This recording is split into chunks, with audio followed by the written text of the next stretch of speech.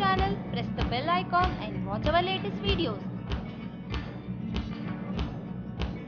Mixie ಜಾರ್ಗೆ ಮೊದಲು 1 ಇಂಚು ಶುಂಠಿ, 5 ರಿಂದ 6 ಎಸಳಷ್ಟು ಬೆಳ್ಳುಳ್ಳಿ, 3 ಹಸಿರು ಮೆಣಸಿನಕಾಯಿ ಇಷ್ಟನ್ನು ತರಿಯಾಗಿ ಪೇಸ್ಟ್ ಮಾಡ್ಕೋಬೇಕು. ಸ್ವಲ್ಪ ಎಣ್ಣೆ, ಸಾಸಿವೆ,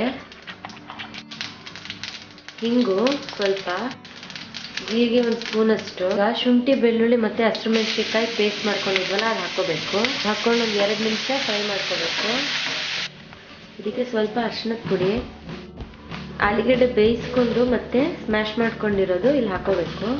ಚೆನ್ನಾಗಿ ಮಿಕ್ಸ್ ಮಾಡ್ಕೋಬೇಕು. ಇದಕ್ಕೆ ರುಚಿಗೆ ಎಷ್ಟು ಬೇಕಷ್ಟು ಉಪ್ಪು, 2 ನಿಮಿಷ ಇದನ್ನ ಹಾಗೆ ಫ್ರೈ ಮಾಡ್ಕೋಬೇಕು. ಆಲೂ ಮಿಕ್ಸ್ಚರ್ ಇವಾಗ ರೆಡಿ ಇದೆ. ಇದನ್ನ ಕಂಪ್ಲೀಟಾಗಿ ತಣ್ಣಗಾಗಕ್ಕೆ ಬಿಡಬೇಕು. ಕಡಲೆ ಹಿಟ್ಟು 1 ಕಪ್ಪಷ್ಟು, ಸ್ವಲ್ಪ ಉಪ್ಪು,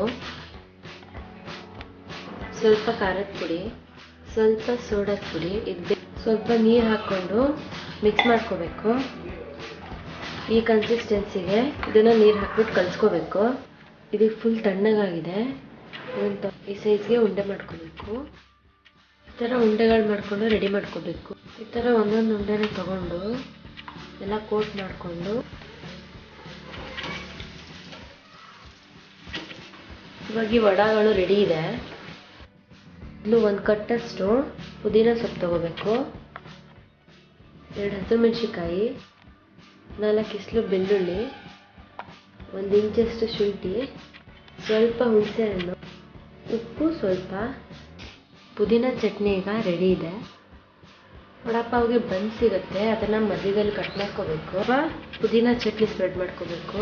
ಚಟ್ನಿ ಹಚ್ಕೊಂಡಾದ್ಮೇಲೆ ಇದ್ರೊಳಗಡೆ ಕರ್ಕೊಂಡಿದ್ದು ಬನ್ ಇಟ್ಕೊಂಡು ಇದನ್ನ ಸ್ವಲ್ಪ ಪ್ರೆಸ್ ಮಾಡ್ಕೋಬೇಕು. ಈಗ ವಡಾಪಾವ್ ರೆಡಿ ಇದೆ.